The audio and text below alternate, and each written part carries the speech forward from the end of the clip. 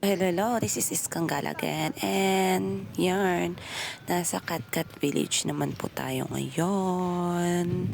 So ganyan, ibang sarap maglakad detach. So yan, may entrance detach. Ayan, ang sarap maglakad, promises. And look at the view, di ba? Ang sarap din ng hangin and ng sariwa.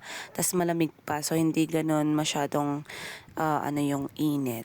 And look at that one.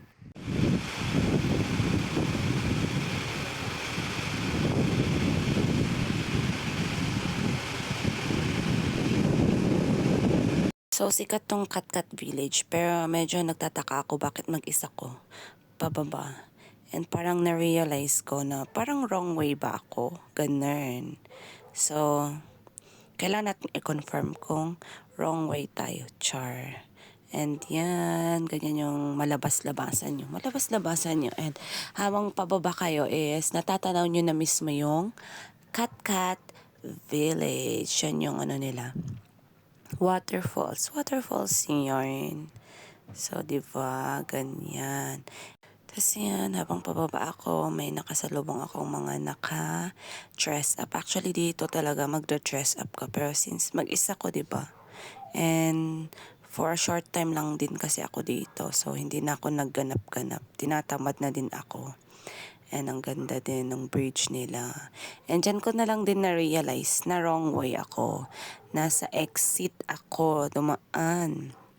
Sa kabila pa pala ang entrance ng karamihan. Tas nagsimula ako sa exit. Ang galing-galing. Ganda ng bulaklak. And yan yung mga damit. Pwede kang bumili or hire ata dito eh.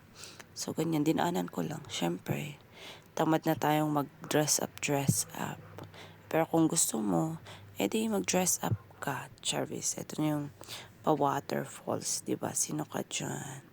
And yan, di ba? Nakapila pa talaga yung mga family na magpapapicture dyan. Picture yarn. And syempre, lakad-lakad lang tayo.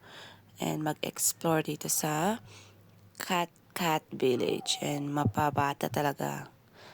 Madaming bata din dito na nanonood ng mga hayop, ganun, water, kineme. So, madami ka naman din gagawin dito. So, yun, video-video na lang tayo ng sarili natin. Ganyan. Lamb ba yan or sheep? Di ko na alam. Mga sheep pala.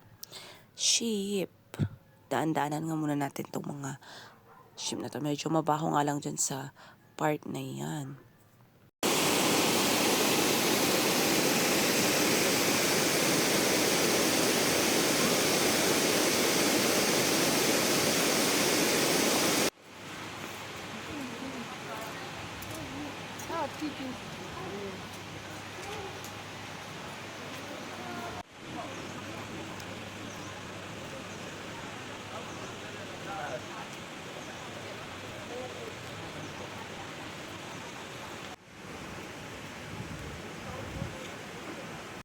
So may mga oras ang mga performances din nila dito. May umaga and mostly hapon actually. So maaga ako kaya di ko na siya naabutan. And look at that. Yun, yung nasa ko. Baby actually yung nasa cloth na yan. Ewan ko sa kanila. Mga parents pa.